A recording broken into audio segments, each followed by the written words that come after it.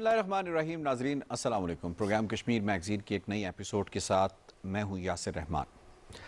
नाजरीन 1865 में कुछ वुलन और शॉल वीवर्स ने ये फ़ैसला किया कि जो डोगरा राज है उसकी जो ज़्यादतियाँ हैं वो मज़ीद बर्दाश्त नहीं की जा सकती, कि वो किसी मुसलमान को मारें तो उन्हें 2 रुपए दिए जाते हैं, मुसलमान की जो फैमिली है, इसी तरीके से टैक्सेस वसूल किए जाते हैं, इसी तरीके से बहुत ज़्यादा उन्होंने वो जो अमाउंट पे की थी ब्रिटिश राज को, उसे रिकवर करने के लिए उन्होंने मुसलमानों को जितना कर्ब कर सकते थे उन्होंने किया।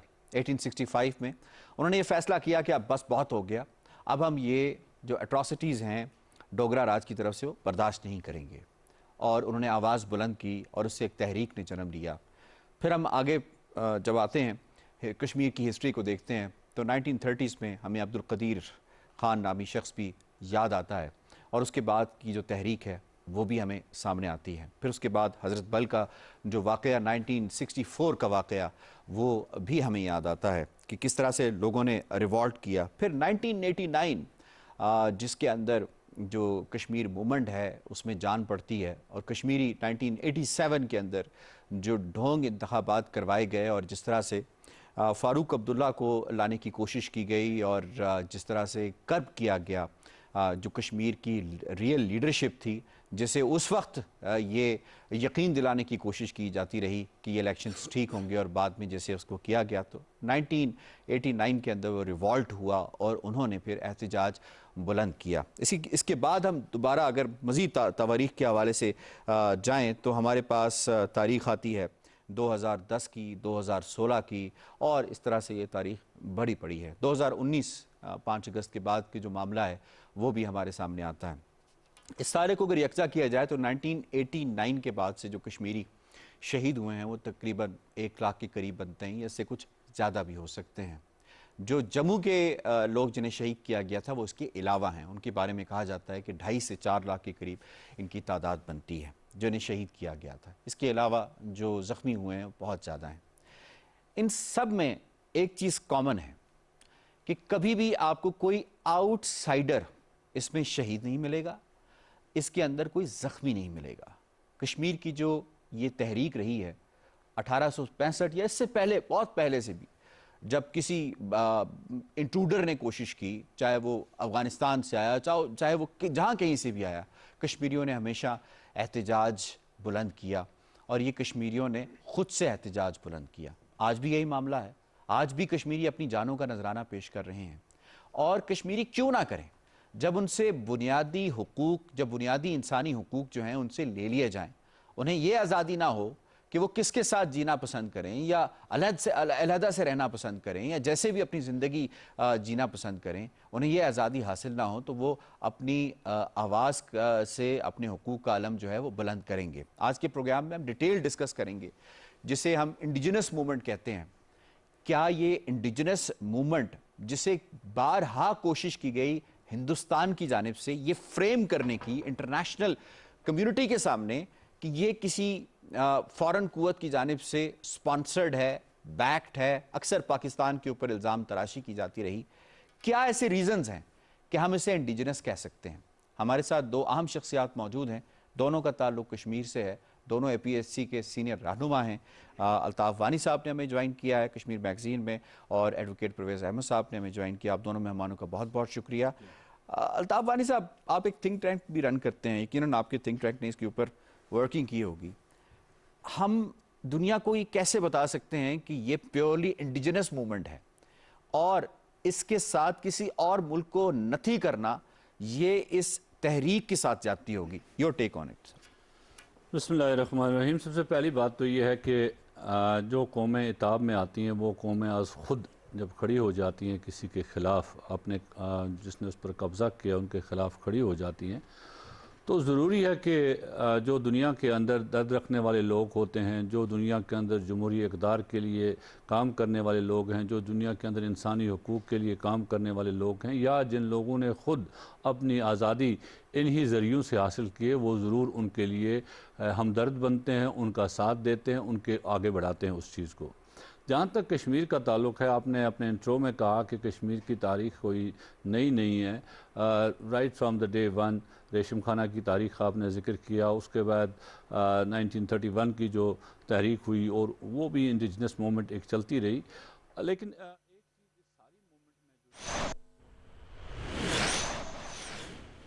ناظرین، صوبائی وزیر صحت خیبر پختونخوا تیمور سلیم جھگڑا اور معاون خصوصی اطلاعات کامران بنگش اس وقت نیوز کانفرنس کر رہے ہیں. آپ کو براہ راست لیے چلتے ہیں. سینٹرل ریجن جو ہے، جن میں پشاور، چارسدہ، نوشہرہ، سوابی، مردان اور ساتھ ہی ساتھ مالاکنڈ کے کچھ اضلاع، صدرن اضلاع اور ہزارہ کے کچھ اضلاع یہ شامل ہیں. اگر ہم صرف پشاور کی بات کریں تو 24 سے 29% پازیٹیوٹی ریٹس ہے، اور اس سے زیادہ تشویشناک بات اور کوئی نہیں ہو سکتی کہ عوام کی طرف سے انتہائی بے احتیاطی ہے. ہم آپ کے توسط سے یہ اپیل کر رہے ہیں عوام سے کہ کم از کم ماسک پہننا شروع کر دیں. مشکل وقت ہے، ماسک کے ساتھ عادی ہونا بہت مشکل ہے، ہمیں اس بات کا احساس ہے، لیکن ماسک پہننا وینٹیلیٹر پہ پڑے رہنے سے بہتر ہے. اپنا اور اپنے گھر والوں کا خیال رکھیں. آج کی آپ کو زحمت دی ہے کووڈ کے حوالے سے اور صحت کارڈ کے حوالے سے. خیبر پختونخوا حکومت نے ایک اہم اقدام اٹھایا ہے جس سے ہم تیسری لہر کو کاؤنٹر کرنے میں انشاءاللہ کافی حد تک کامیاب ہو جائیں گے، لیکن عوام کے تعاون کی بھی اشد ضرورت ہے. تیمور جھگڑا آپ سے بات کریں گے اس حوالے سے جو ہماری صحت کارڈ کے حوالے سے جو ڈیولپمنٹ ہوئی ہے.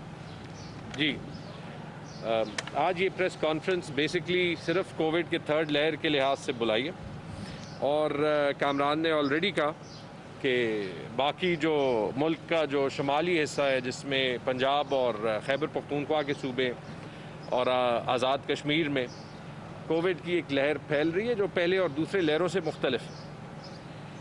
ہم اپنی ساری وہ امپلیمنٹیشن پلاننگ جو ہوئی تھی اس کو ابھی ایکسیکیوٹ کر رہے ہیں تاکہ اس ویو میں میڈیکل سائٹ پہ جتنی بھی ریلیف لوگوں کو دے سکیں وہ دیں. کل میرے خود چارسدہ اور مردان کا وزٹ کیا. سیکرٹری صاحب جو تھے ڈپارٹمنٹ کے وہ سوات گئے اور جو ڈی جی ہیلتھ تھے وہ سوابی گئے. یہ وہی ڈسٹرکٹس ہیں جہاں پہ کووڈ کا پریشر سب سے زیادہ ہے. سب سے پہلے تو میڈیا کے تھرو میں پبلک کو یہ بتانا چاہتا ہوں کہ ہم نے اپنی کیپیسٹی انہانسمنٹ کے لیے کیا اقدامات لیے. آپ کو پتہ ہے کہ فی الحال ان اضلاع میں ہمارے جو بڑے ہسپتال ہیں پبلک اور پرائیویٹ، اس میں جو کووڈ کیپیسٹی تھی اس میں کافی سٹرین، حالانکہ انہوں نے بڑھائی بھی ہے. تو میرے خیال میں سب سے پہلے یہ میسج ضروری ہے کہ ہم مزید کیپیسٹی کیسے بڑھا رہے ہیں. پشاور میں اور ہاسپٹلز کے علاوہ ایچ ایم سی بھی کیپیسٹی بڑھا رہی ہے. تقریباً وہ 140-150 بیڈ سے 200 سے 225 بیڈز تک جائیں گے. ہمارا جو نشتر آباد میں کووڈ کو ڈیڈیکیٹڈ ہاسپٹل ہے وہ بھی تقریباً 25 بیڈز ایڈیشنل بڑھائے گا، وہاں پہ 50 بیڈز ہیں. اب بڑی ایک کیپیسٹی چاہیے کیونکہ آپ کو پتہ ہے کہ پشاور جو ہے وہ ساری پشاور ویلی کا سرپلس لوڈ بھی اٹھاتا ہے، جس میں پشاور ڈویژن اور مردان ڈویژن دونوں شامل ہیں. تو جو اس میں سب سے بڑا اقدام جس پہ فی الحال کام جاری ہے وہ یہ ہے کہ لیڈی ریڈنگ ہاسپٹل کا جو نیا بلاک ہے، جو ایک 500 بیڈ یونٹ ہے جو پورے ملک کے سب سے جدید میڈیکل فیسلٹیز میں سے ہے، وہ ہم کووڈ کو ڈیڈیکیٹ کر رہے ہیں. تو اس کے ساتھ ہمارے پاس کیپیسٹی جو پشاور میں ہے I C U H D U beds کی وہ تقریباً ڈبل ہو جائے گی اگر ضرورت ہو. اس کے علاوہ اس لہر میں چارسدہ میں بھی جو ہے وہ کافی زیادہ پیشنٹس پڑے، اور چونکہ چارسدہ میں ایم ٹی آئی ہاسپٹل نہیں ہے تو ان کا تقریباً سارا لوڈ پشاور آتا ہے. چارسدہ میں ایک state of the art women and children hospital بنا ہے جس میں سینٹرلائزڈ آکسیجن بھی ہے، جس میں ایک بلاک ہم نے پہلے بھی کووڈ کے لیے ڈیڈیکیٹ کیا تھا. چارسدہ میں ہم وہ ویمن اینڈ چلڈرن ہاسپٹل کو دوبارہ کووڈ ہاسپٹل جو ہے وہ ڈکلیئر کر رہے ہیں. پہلے فیز میں ود ان 1 to 2 days ایک 32 بیڈ کا وہاں پہ I C U H D U block جو ہے وہ انکریز ہوگا. within 2 weeks वहाँ पे जो नई फैसिलिटी भी बन रही है, जो बेसिकली तैयार है, कल जाके उनको हिदायत की कि वहाँ पे काम कंप्लीट करें। रात को पेस्को को भी बुलाया कि उसकी इलेक्ट्रिफिकेशन करें। तो इंशाल्लाह विदिन 2 वीक्स वो 200 बेड का हॉस्पिटल जो है वो कोविड की कैपेसिटी बन जाएगी। वो आपका सारा चारसदा डिस्ट्रिक्ट का लोड जो है वो उठा सकेगी। इस तरह मर्दान में जो मर्दान MTI है उसने बड़ा ज़बरदस्त काम किया है। अपनी कैपेसिटी 50 से 150 से ज़ायद बेड्स तक ऑलरेडी उन्होंने इंक्रीज़ की है। वो अपनी कैपेसिटी फर्दर 200 बेड्स तक इंक्रीज़ करेंगे।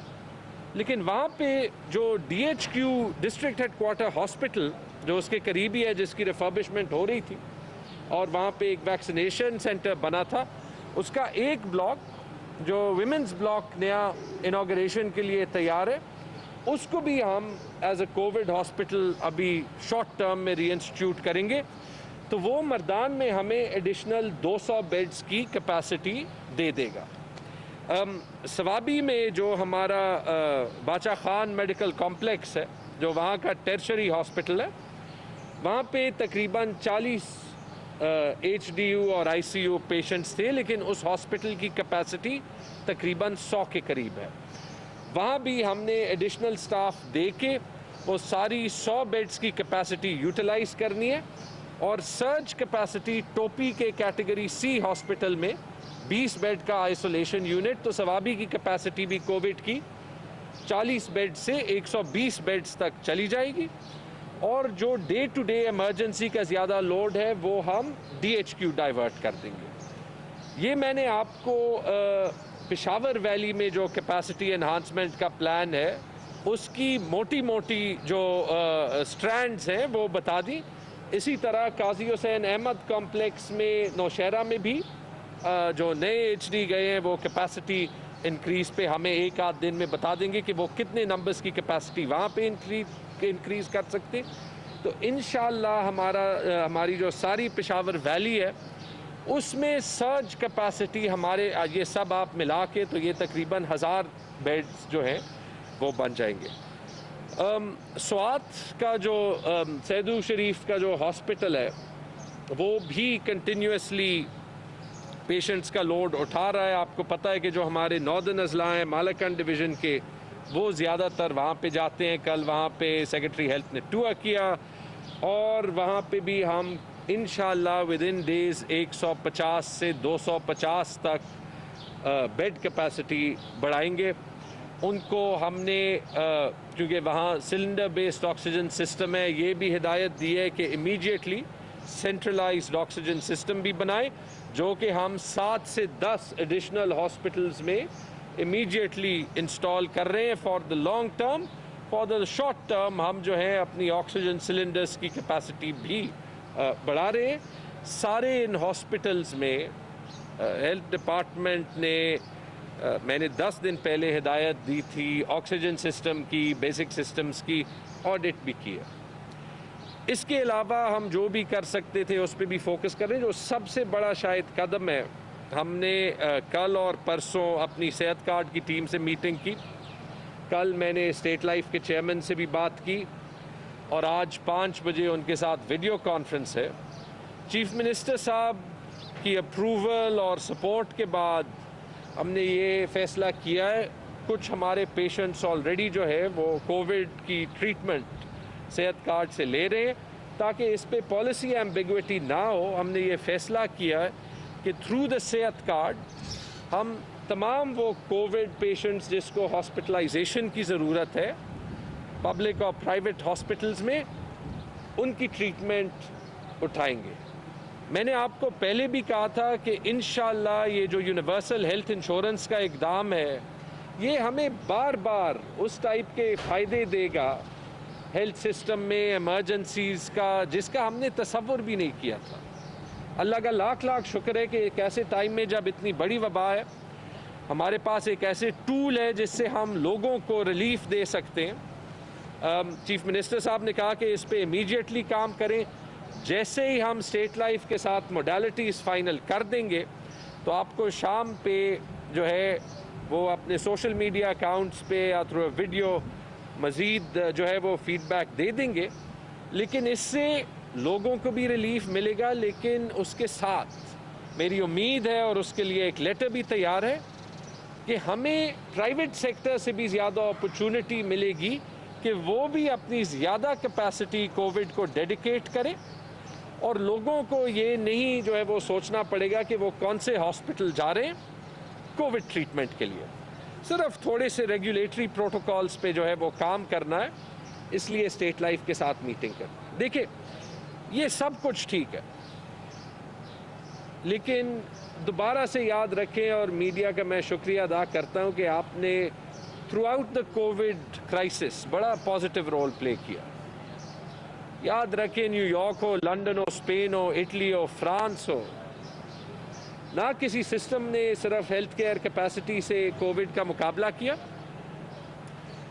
نہ بغیر ایس او پی کمپلائنس کے کوئی بھی سسٹم، کوئی بھی ملک ابھی اس سچویشن میں ہے کہ وہ کمپلیٹ لاک ڈاؤنز کی طرف جائے۔ حل ایک ہی ہے، سال ہو گیا ہے، کامران نے آلریڈی بات کی، ہمیں جو بھی ہو، جیسے ہم نے پچھلے 3-4 مہینوں میں بہت سے پریس کانفرنسز کیے تھے، آپ میں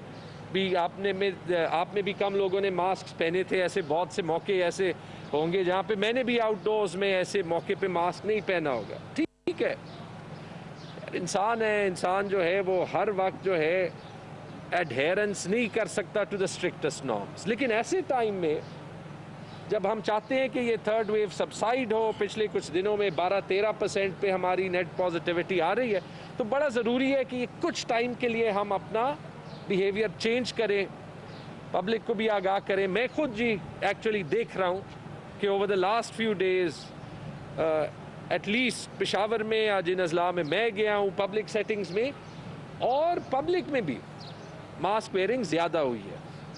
ہمیں اس سے بہت زیادہ چاہیے، ہمیں ٹریڈر کی ہیلپ چاہیے، ہمیں بزنس کمیونٹی کی بھی ہیلپ چاہیے، ہمیں میڈیا کی بھی ہیلپ چاہیے، ہمیں سب سے زیادہ پبلک کی ہیلپ چاہیے۔ نہ ہم کسی کو فائن کرنا چاہتے ہیں، نہ ہم کسی کے خلاف ڈسپلنری ایکشن لینا چاہتے ہیں، لیکن یہ ہم ضرور چاہتے ہیں کہ اس چیز سے، جو اس ایک سمپل چیز سے جس سے آپ اپنی جان بھی بچا سکیں، جس سے آپ اپنے عزیزوں کی، دوستوں کی جان بھی اور صحت بھی بچا سکیں، اور جس سے آپ ہماری ہاسپٹل کیپیسٹی پہ بھی پریشر کم کر سکیں، اس پہ تعاون کریں۔ تھرڈ ویو بھی سبسائڈ ہو جائے گا، ویکسینیشنز بھی انشاءاللہ زیادہ ہوں گی، اس پہ آپ کے سوال بھی ہوں گے۔ سب سے بڑا میسج آج یہ ہے، سب سے بڑی دفاع کووڈ کے اگینسٹ ہمارا احتیاط ہے۔ جی سر۔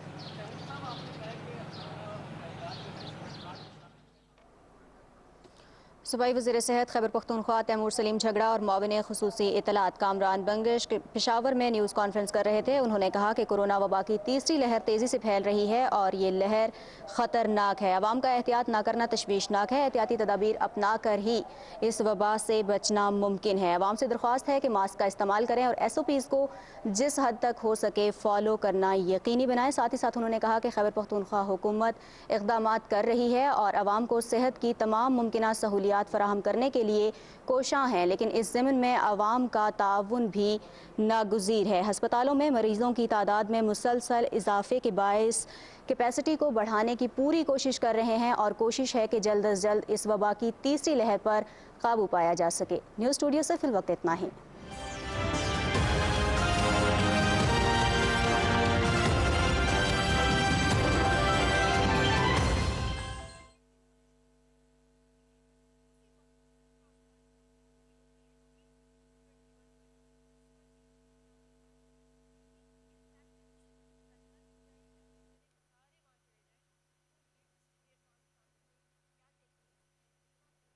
کوئی نئی نہیں ہے، right from the day one ریشم خانہ کی تاریخ آپ نے ذکر کیا، اس کے بعد 1931 کی جو تحریک ہوئی اور وہ بھی انڈیجنس موومنٹ ایک چلتی رہی، لیکن ایک چیز اس ساری موومنٹ میں جو چیز جو ہمیشہ رہی، یہ کشمیریوں نے اس وقت اپنے سول رائٹس کے لیے یہ موومنٹ شروع کی تھی مہاراجہ کے خلاف۔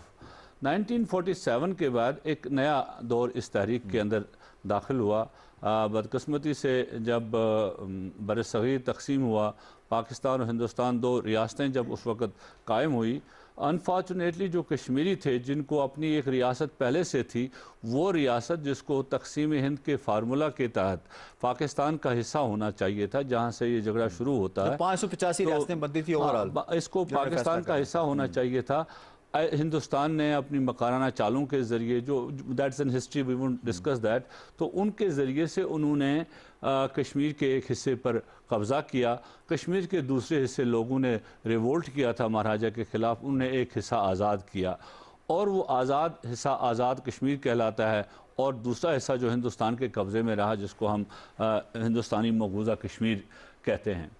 تو ہندوستان خود اس مسئلے کو اقوام متحدہ میں لے گیا تھا اور پاکستان کو ایک فریق بنا گیا تھا اس وقت، یعنی 47 سے ہی اس نے پاکستان کو ایک فریق اس مسئلے میں از خود ہی بنایا تھا کہ پاکستان، اس وقت بھی یہی الزام تھا کہ پاکستان نے جو انٹروڈرز ہیں ان کی مدد کی ہے، کشمیر میں جو شورش ہے اس کی مدد کی ہے، مہاراجہ نے ہمارے ساتھ الحاق کیا ہے۔ اقوام متحدہ نے مہاراجہ کے الحاق کو نہیں مانا، بلکہ یہ کہا کہ کشمیر میں احتساب کیا جائے اور کشمیریوں کو اپنی مرضی اور منشا کے مطابق اپنے سیاسی مستقبل کا فیصلہ کرنے کا حق دیا جائے۔ انفارچونیٹلی ہندوستان نے یہ تو چیزیں ساری اس وقت مانی، وہاں پر یہ الحاق بھی ٹیکنیکلی انہوں نے سرنڈر کر دیا، جس الحاق کی وہ بات کریں وہ انہیں ٹیکنیکلی وہاں جب یونائٹڈ نیشن چلے گئے تو آپ نے کہا کہ ہم فورس میرجز نہیں کریں گے، اقوام متحدہ کی یہ قراردادیں آ گئی، اس پر یہ سارا سلسلہ چلتا رہا، اور ہمیشہ سے کشمیریوں نے اور پاکستان جو اس کا ایک فریق بنا، ہمیشہ انہوں نے اپنا بھروسہ رکھا اقوام متحدہ پر کہ اقوام متحدہ کسی نہ کسی وقت دخل اندازی کر کے کشمیریوں کو ان کا حق دے دے گا، خود ارادیت کشمیریوں کو ملے گا۔ لیکن انفارچونیٹلی ہندوستان نے قبضہ اپنا مضبوط کیا گیا اور کشمیر کو اپنا اٹوٹ انگ رہنا شروع کر دیا۔ اور جب ہم بات کرتے ہیں آج کی بات، آپ نے انٹرو میں بھی کہا 87 کے بعد جو کشمیر کے حالات پیدا ہوئے، جس طرح سے حالات ہندوستان نے پیدا کیے، اور دنیا کے 87 میں ایسے حالات کس نے پیدا کیے کہ 89 جو ہے پھر اس کے بعد نظر آیا؟ میں بتاؤں آپ کو، دنیا کے اندر تاریخیں بہت ساری چل رہی تھی، تحریکیں آزادی کے لیے، اور بہت اس سے انسپائر کشمیری بھی ہو رہا تھا، لیکن کشمیری نے اس وقت بھی ایک جمہوری روٹ لینے کی کوشش کی۔ مسلم متحدہ محاذ بنا جس کے ذریعے انہوں نے کہا کہ تھرو بیلٹ ہم ہندوستان کو ڈیفیٹ کریں گے۔ اوور ویلمنگلی لوگوں نے ووٹ کیا مسلم متحدہ محاذ کے لیے، لیکن وہ الیکشن ریگ کیے گئے، تمام جیتے ہوئے امیدواروں کو جیلوں میں ڈالا گیا، ان پر پبلک سیفٹی ایکٹ لگایا گیا، ان کو عقوبت خانوں میں ڈالا گیا، ان کو ٹارچر سیلوں میں ڈالا گیا۔ تو اس کے بعد کشمیری نوجوان کا اعتماد اس جمہوری عمل سے اٹھ گیا۔ اس وقت کشمیری جوان نے یہ کہا کہ now there is time we should call a spade، ہم طاقت کے خلاف طاقت استعمال کریں، اور کشمیر کے اندر ایک مسلح تحریک شروع ہوئی۔ اور اسی وقت سے ہندوستان کو جب اس کو شکنجہ کمزور ہو گیا کشمیر کے اندر، تو اس نے دنیا کے اندر یہ راگ الاپنا شروع کر دیا اگین کہ Pakistan is sponsoring terrorism in Kashmir. اگر آپ دیکھیں گے کشمیر کے ہر قبرستان میں کشمیری لوگ مدفن ہیں، اور پاکستان کے اندر جس پر الزام ہے پاکستان، چونکہ پاکستان کے پورے پاکستان کے اندر اس وقت میرے خیال میں 40 لاکھ سے زیادہ جو کشمیری مہاجرین ہیں مختلف پاکستان کے علاقوں میں رہ رہے ہیں، from FATA to Karachi to Balochistan, آپ بلوچستان کے اینٹ پر چمن سے لے کر آپ کو ہر جگہ کشمیری ملے گا، جو کشمیری آئے جہاں پر مہاجر ہو گئے، اور آزاد کشمیر جو کہ ایک بیس کیمپ تھا، وہاں کی حکومت بنی تھی کشمیر کی آزادی کے لیے، تو انہوں نے تو سپورٹ کرنا تھا اس کو، کیونکہ وہ لوگ جو بے گھر ہو گئے تھے ان کو یہ حق حاصل ہے کہ وہ اپنی حق خود ارادیت کے لیے لڑیں۔ لیکن ہندوستان یہ ڈنڈورا پیٹتا رہا پاکستان کے خلاف، ہندوستان نے اس پر بڑی محنت کی اس سلسلے میں، لیکن انٹل میرے خیال میں 96-97 تک دنیا نے ہندوستان کے اس نریٹو کو بائی نہیں کیا، کسی نے ہندوستان کے اس نریٹو کو بائی نہیں کیا۔ ہندوستان کو یہ مشورہ دیا گیا کہ آپ کشمیر میں جا کر کشمیریوں کے ساتھ بات چیت کریں اور اس مسئلے کو حل کیا جائے، اور دنیا کے تمام لیڈرز کے اور سب کے بیانات یہ آئے۔ لیکن آہستہ آہستہ جب یہ آگے چیزیں چلتی گئی، ابھی حال ہی میں ایک آپ نے پڑھا ہوگا ڈس انفو لیب، جو ڈس انفو لیب، یہ اسی محنت کا ایک شخصانہ ہے، اس میں مزید بات کر لیں گے۔ میں ایڈوکیٹ پرویز احمد صاحب کو یہاں پہ انوالو کروں گا۔ ایڈوکیٹ صاحب، ریکارڈ سے یقیناً آپ کی بھی بڑی شناسائی ہے، کتنے کشمیر کے قبرستانوں میں جن 1 لاکھ شہیدوں کی ہم بات کرتے ہیں پاکستانی مدفن ہیں یا کسی اور ملک سے مدفن ہیں، کتنے سٹون پیلٹرز ہیں جو پاکستان یہاں سے جاتے ہیں اور جمعے والے دن جا کے وہ سٹون جو ہے وہ ان کے اوپر مارتے ہیں, جو ان کے پاس ایک واحد ہتھیار ہے جو نوجوانوں کے پاس. ریکارڈ کیا بتاتا ہے آج تک جتنا پٹھان کوٹ ہوا, اڑی ہوا, جتنے بھی کچھ ہوئے, کیا آج تک ہندوستان یہ ثابت کر سکا ہے کسی ایک ایویڈنس کے تھرو کہ یہ کوئی پاکستان نے کیا, یا جو بھی وہاں پہ موومنٹ ہوئی ہے وہ بیک پہ پاکستان ہوئی ہے؟ جو ٹیک آن اٹ سر. جی بہت شکریہ یاسر صاحب. آج کا چونکہ آپ کا جو موضوع ہے انڈیجینس کریکٹر تحریک آزادی کشمیر کا, بہت ہی امپارٹنٹ موضوع ہے, کیونکہ یہی ایک نقطہ ہے جس نقطے پہ ہندوستان کی شروع دن سے کوشش ہے کہ اس تحریک کو ملائن کیا جائے اور اس کو سپانسر تحریک کے طور پہ پیش کیا جائے. جیسے وانی صاحب نے کہا ہے کہ یہ ہندوستان کا 47 میں ہی وتیرہ رہا ہے کہ جب 47 میں ہندوستان کو جسٹیفیکیشن چاہیے تھی مقبوضہ کشمیر پہ قبضے کے لیے, تو انہوں نے ایک دلیل خود ہی بنا دی کہ یہاں سے لوگ گئے تھے اور وہاں پر انہوں نے کیا تھا, وہاں قبضہ جمایا تھا, وہاں مداخلت کی تھی. جبکہ ایک حقیقت ہے کہ پاکستان کے وجود میں آنے سے پہلے ہی کشمیریوں نے ایک قرارداد کے ذریعے اپنے مستقبل کا تعین کیا تھا. سردار ابراہیم کون تھے؟ ہاں, وہ تو وہاں پہ مسلم کام تھے. ہندوستان اس چیز کو ریئلائز کر چکا تھا 47 سے پہلے ہی کہ اگر کشمیریوں پہ وہ قبضہ نہیں کریں گے تو انہوں نے, کیونکہ پاپولر سینٹیمنٹ کشمیریوں کا تو پاکستان ہے, اب اس کو کاؤنٹر کرنے کے لیے کیا آپشن ہے دنیا کو گمراہ کرنے کے, وہ یہی تھا کہ کشمیریوں کو یہ وہاں سے بیرونی مداخلت وہاں پہ کی جائے. جیسے وانی صاحب نے کہا, دیکھیں کشمیر ایک انڈیپینڈنٹ ریاست تھی, اگر یہ انڈیپینڈنٹ ریاست نہ ہوتی تو پاکستان کے ساتھ سٹینڈ سٹل ایگریمنٹ کیوں کرتی؟ وہ تو دو سورن ملکوں کے درمیان ہی ہوتا نا. تو اس کا مطلب ہے کہ اس کی جو 47 کو اس کا اپنا آئین تھا, اپنا ایجنڈا تھا, اپنے سیٹ آف لاز تھے جناب, اپنی پارلیمنٹ تھی, اپنا سپریم کورٹ تھا, سب کچھ اپنا تھا, ایک علیحدہ ریاست تھی. ہندوستان کی کوشش یہ ہے کہ کسی نہ کسی طریقے سے پاکستان کو اس سارے پروسیس سے باہر نکالا جائے, کیونکہ وہ یہ سمجھتے ہیں کہ اگر پاکستان کی وائس, حتیٰ کہ پاکستان دیکھیں اخلاقی سیاسی سفارتی, یہ تو آپ کسی بھی ملک کے لیے کر سکتے, کسی بھی غلام قوم کے لیے یہ 3 چیزیں آپ کرتے ہیں. اس میں کیا ہے, فلسطین کے لیے بھی یہی امداد ہم کر, ہمیں وہاں کوئی نہیں یہ کہہ رہا ہے کہ پاکستان سپانسرڈ موومنٹ ہے, ایران سپانسرڈ موومنٹ. اخلاقی سیاسی سفارتی یہ تو ہر انسان کا فرض بنتا ہے کہ کسی جگہ وہاں پہ آپ آواز اٹھائیں. دیکھیں سر, اس کے بعد دیکھیں ہندوستان کا ایک شروع دن سے, اب جیسے میں نے کہا ہے, آپ کے پاس حافظ سعید صاحب کا ایک ایلیگیشن تھا, وہ تو ڈیٹینشن میں ہے, پاکستان میں بند ہے, گرفتار ہے, حتیٰ کہ کوئی سیریس ایلیگیشن مطلب بند ہے. مجھے بتائیں کہ جن پہ آپ نے الزام لگایا ہے نہ وہ پاکستان میں کسی جگہ نظر آتے ہیں, نہ ان کا کوئی آفس ہے, نہ کوئی کیمپ ہے, یہ آسمان سے آپریٹ کر رہے ہیں. نمبر 1. نمبر 2, ہندوستان نے ایک عادت مقبوضہ کشمیر میں بنائی ہے, جب بھی وہاں کشمیری لڑکا کوئی شہید ہوتا ہے, یہ ایک ریکارڈ ہے, آپ کہیں سے بھی پتہ کریں انڈیپینڈنٹ سورسز سے, وہ بے شک اس کا تعلق حزب المجاہدین سے ہو جو ہماری کشمیر کی ریزسٹنس کی ایک امپورٹنٹ وہ FIR میں اس کا نام ڈال دیتے ہیں لشکر طیبہ کے ساتھ. لشکر طیبہ ایگزسٹ نہیں کرتی ہے.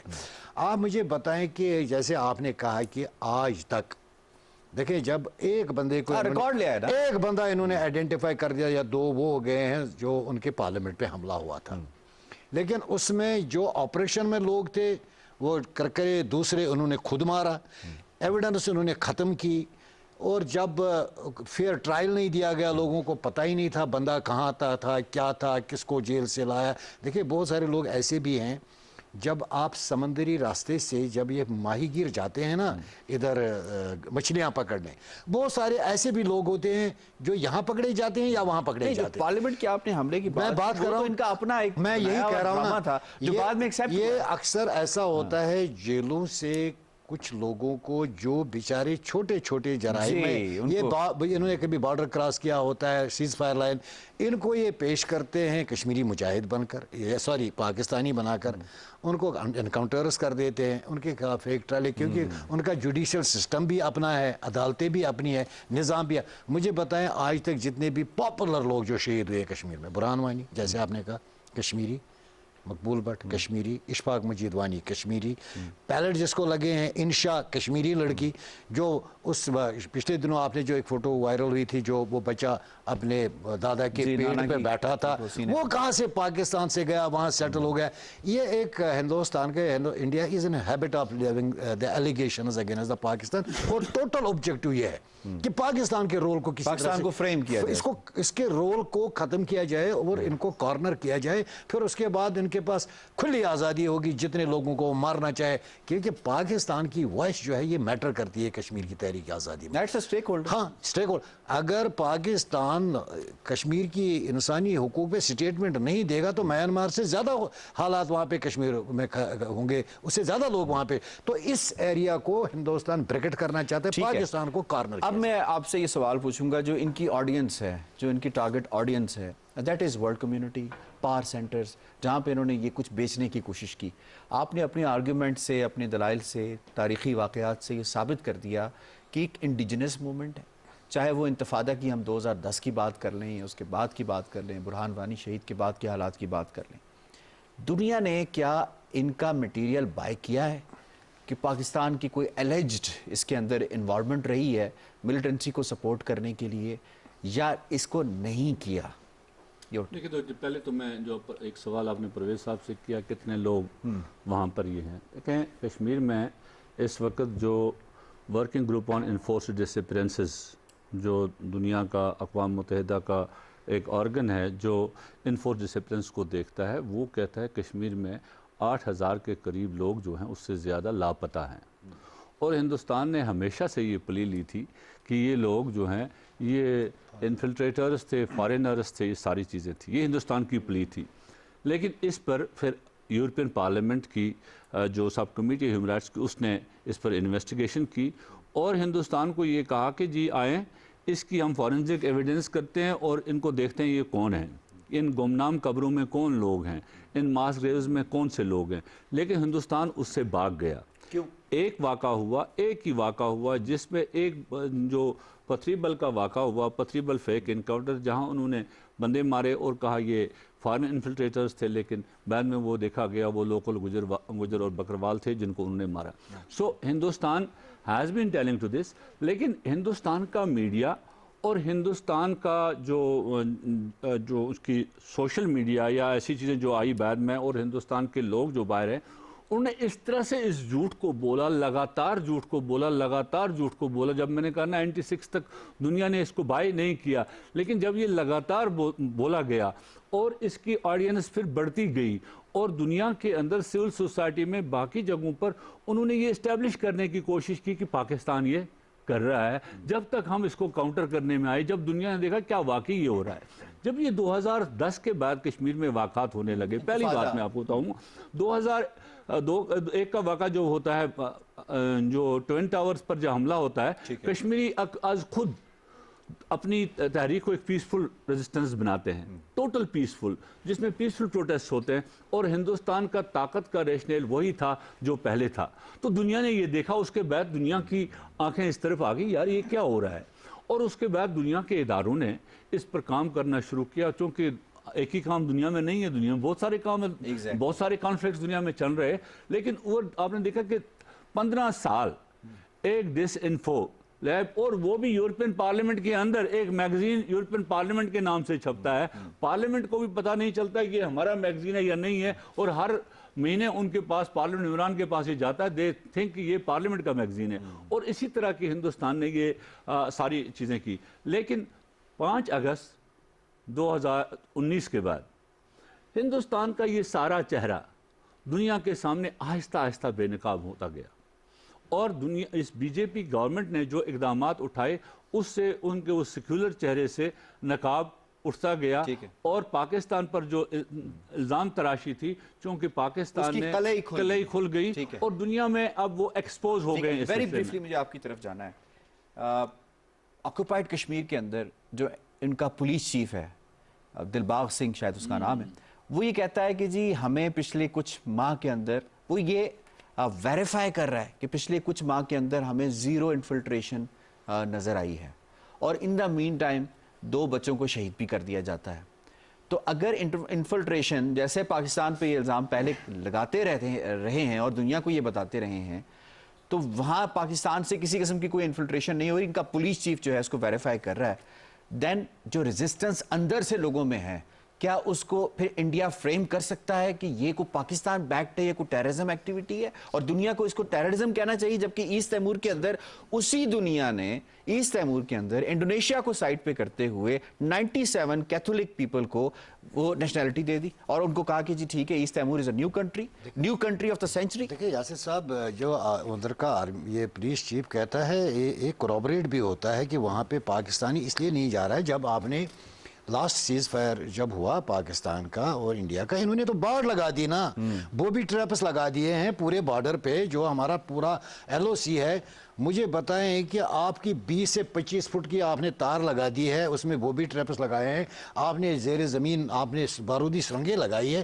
How it is possible? چڑیا وہاں سے پار نہیں مار سکتی ہے. تو مجھے بتائیں لوگ کہاں سے جا رہے ہیں؟ سوال تو پہلے یہ ہے. بالکل ٹھیک ہے. سوال یہ ہے کہ جب بندے جا نہیں رہے، اب مسئلہ یہ ہے کہ دیکھیں ریزسٹنس کو آپ کے پاس گیج کرنے کا کیا فارمولا ہے کہ پاپولر ہے کہاں پر ہے.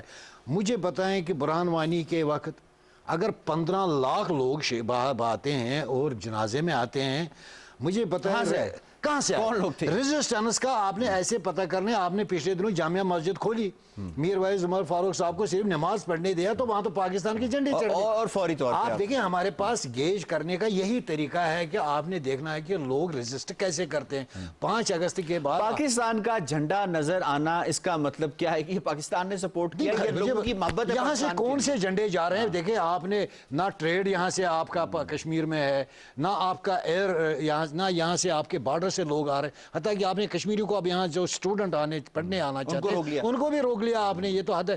اب کوئی وہ کہتے ہیں نا میرا دوپٹہ بنا ہے پرچم جگائے گائے ضمیر عالم. اب وہاں کی خواتین جو ہے اپنے سبز دوپٹوں کو پاکستانی پرچم بنا کر نکلتی ہیں. تو یہی تو پرابلم ہے نا ہندوستان کو، کیونکہ رائٹنگ آن دا وال وہ پڑھ رہا ہے کہ میں جاؤں گا کشمیر میں رائٹ ٹو سیلف ڈٹرمنیشن کی طرف. تو پاپولر سینٹیمنٹ کیا ہے؟ وہ ہے پاکستان. تو یہ جو سارا یہ ہے، یہ کشمیر کی پاپولر سینٹیمنٹ اور کشمیر کی جو میجورٹی ہے، اس کو ختم کرنے کے لیے آپ کے پاس 2 آپشن ہیں. جیسے آپ نے کہا یا تو گولی سے مار دو، یا تو ڈیموگرافک چینج کر دو، یا دنیا کو باور کرا دو ٹیررزم ہے، یا پاکستان کو کارنر کر دو. یہ تو 3-4 چیزیں ہیں. ایک جب ان میں سے، اور اس کے باوجود بھی ریزسٹنس تھکنے کا نام نہیں لیتی ہے. تمام لیڈرشپ جو ہماری لیڈرشپ ہے وہ جیلوں میں ہے، ٹرائل نہیں چل رہے ہیں. ہمارے بچے پتہ نہیں کشمیر سے باہر ہیں، پھر بھی لوگ باہر نکلتے ہیں، ہر حال میں نکلتے ہیں. اس لیے نکلتے رہیں گے. پرویز احمد صاحب اور الطاف بانی صاحب دونوں مہمانوں کا بہت بہت شکریہ. آپ نے ود پروف ایویڈنس کہہ سکتے ہیں، آرگومنٹس کہہ سکتے ہیں، وہ ہسٹری جو اسٹیبلش ہو چکی ہے اس کا حوالہ دیتے ہوئے یہ بتایا کہ کشمیر کی جو موومنٹ ہے یہ انڈیجنس ہے، اور یہ موومنٹ انڈیجنس ہے. پاکستان اور انڈیا کے درمیان حالات معمول پر آ جائیں یا حالات میں سنگینی ہو جائے، یہ موومنٹ چلتی رہے گی اس وقت تک جب تک کہ اس کا کوئی منطقی حل نہیں نکل سکتا. اس کے اوپر اگر کوئی کارروائی کشمیری کرے گا، پاکستان کو فریم کرنے کا مطلب یہی ہے کہ دنیا کو آپ دھوکے سے، دوبارہ سے فراڈ سے دنیا کو یہ بتانے کی کوشش کر رہے ہیں کہ یہ پاکستان کی انوالومنٹ ہے، جبکہ آپ آج تک دنیا کے کسی فورم کے اوپر ایک ثبوت پیش نہیں کر سکے کہ کسی طور پہ بھی پاکستان کی کسی واقعے، کسی سانحے یا اس انڈیجنس تحریک کے اندر کوئی انوالومنٹ رہی ہو. تو وقت آ گیا ہے کہ دنیا اس کو ریئلائز کرے، جیسے اس نے ایسٹ تیمور میں ریئلائز کیا تھا، تاکہ کشمیریوں کے لیے بھی کچھ بریدنگ سپیس پیدا ہو سکے، کیونکہ وہ انسان ہیں. کشمیر میگزین سے اتنا. یاسر رحمان کو دیجیے اجازت. اللہ نے کے بعد